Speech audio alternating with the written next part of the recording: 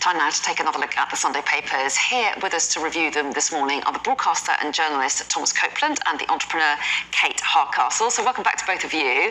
And Kate, we're kicking off with you this time around, and a story in the Sunday Telegraph about John Lewis. So talk us through it.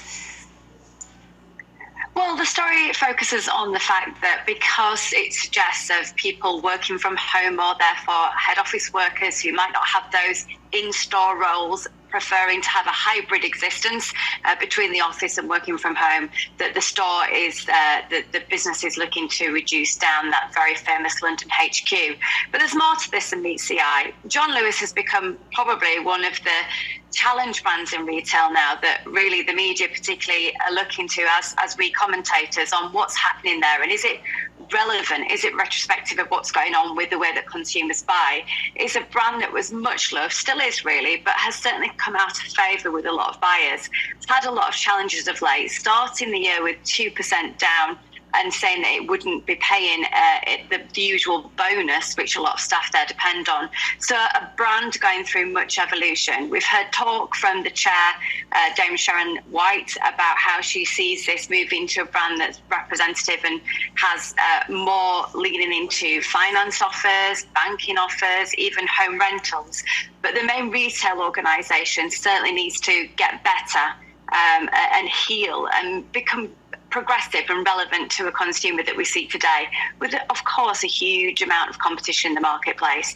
So it's interesting that yes, we will start to see a lot of those big HQs in London start to move and evolve, just as we've seen the footholding of retail organisations become smaller on high streets, because it's about the quality of offer, not just the quantity. Yeah, it's so interesting how retail is going to have to adapt to cost of living crisis and high rents on the high street and people working from home. There's so many challenges, aren't there? Really interesting to see what direction that takes us in. Let's move on to the Observer, shall we, Thomas? Because there's an article about Andrew Tate and how much schools discuss him in the Observer. So what are they saying there? The government's decided to weigh on this a little bit. The Department for Education advising some schools that they shouldn't be talking about Andrew Tate. For people who don't know, Andrew Tate's an influencer, I suppose, as pretty unique in the scale of the influence that he's managed to amass over a relatively short period of time. He's sort of labelled the king of toxic masculinity, talks a lot about and has had some real influence over young people, especially young boys. In this article, it pretty much catalogues case after case of horrendous example of young boys behaving really inappropriately towards young girls in their schools, often pretty categorically quoting or inspired by Andrew Tate. Many instances in here not repeatable on air, and cases and reports to charities and to the government of misogyny and sexual harassment in schools going up. So the Department of Education at the moment is saying we advise that schools do not talk about Andrew Tate. Their concern is that he will become promoted as a consequence of talking about him more. Not entirely sure. I mean, I think there's room for disagreement there. There's probably the case that if you don't address this stuff in schools head on, it will fester. It needs to be addressed properly. And actually, if you don't have teachers who are prepared to have these difficult conversations, then Andrew Tate, he will not be the last of this kind of influencer. He's unique. I'm afraid to say, there are young men my age that I have seen certainly be influenced by the videos that he puts out, posting them or saying stuff like, oh, well, he's got a point here, and buying into some of it when you know that they buy into all of it. And that's concerning. And I'm 24 years old, and think about what kind of influence you're going to have on young boys who are 9, 10, 11, 12, in their early teens. You're at a very impressionable time in your life anyway. So I think it's probably the case that the department is going to need to come up with something more robust than just don't talk about it, push it away, because it's not going to go away, and there will be more Andrew Tates in the future. Yeah, and interesting in this article, they talk about pupils saying, my dad likes him though, and the dad's coming in and defending their children over it. So a challenge for teachers there as well. Let's move on, Kate, to an article in the Sunday Express about social housing. What are they talking about here?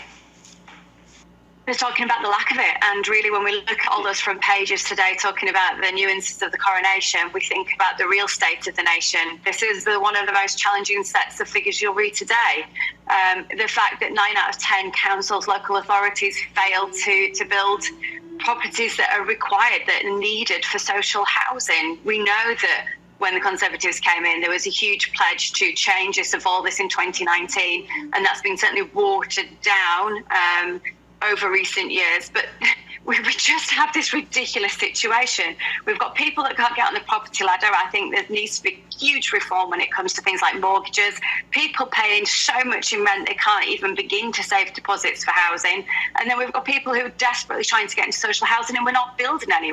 So when Keir Starmer starts to talk about this is an area where we need reform, this is an area we need change, you can't help to think that that might be certainly pricking the ears of so many that will be looking to him to perhaps be our next leader for bringing the Labour Party in, if they're going to deliver on this. What I really worry about is every time we read these figures, behind them are millions of people in absolute misery who are in housing that's just not adequate or suitable, who cannot find a way forward or out of the situation they're in, and many, many of them actually earning enough to be able to buy a reasonable property, but not being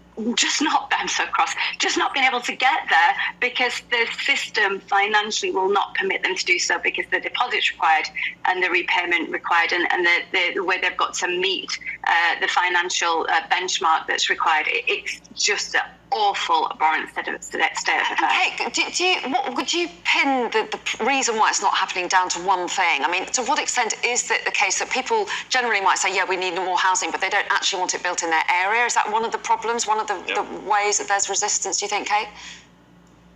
It doesn't seem that it's just one thing at all. It's to do with multiple housing ownership. It's to do with the costs. It's to do with, as you say, the land and sign-off of the local councils. And not to bully the local councils as well, who've been through 3 years of just trying to do all they can to keep local place going, schools, etc., with dealing with everything from COVID onwards. So, no, I think it is, as we say, that perfect storm of issues, but we need governments in place that are actually going to focus on this. You can't do much in life if you don't have solid foundations of at least a home to be able to set off from and try and build the life you want to build. Okay, yes, and lots of challenges, people renting as well and finding properties and prices going up. Lots of challenges around housing, aren't there? Let's move on to the Sunday Telegraph, Thomas. Their main story today is Kemi Badenoch getting some support, it says here, in her war on wokery. Who's she getting it from?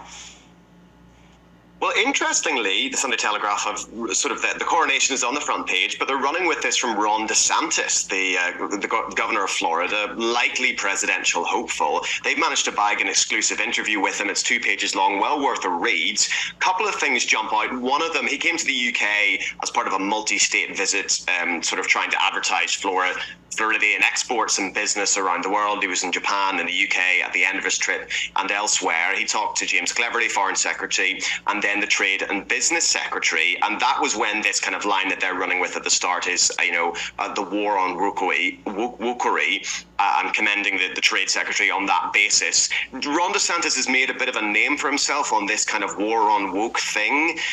He's been relatively controversial in the States over stuff like banning or limiting what schools can teach pupils about issues of gender. He's taken on Disney and Disneyland down in Florida over similar issues.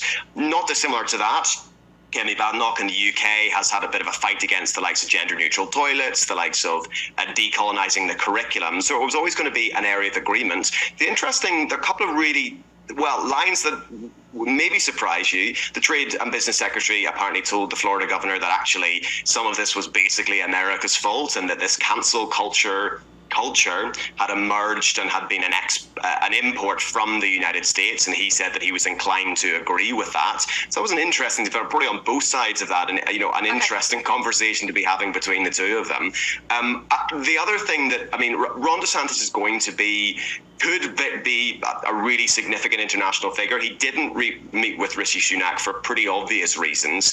If he decides to enter the presidential race, he's going to have a horrifically bitter battle against Donald Trump, who certainly has the majority, the weight of support within his party at the moment, and he would probably be the expected candidate. But Ron DeSantis, could be huge, or we might forget about him. Yeah, indeed. It'll be interesting to see where that one goes. Anyway, we are out of time, both of you. Lovely to see you both this morning. And a reminder, there's loads about the coronation on the front pages as well, which we dealt with in the last app. But lovely to see you both, Kate and Thomas. Thanks very much indeed.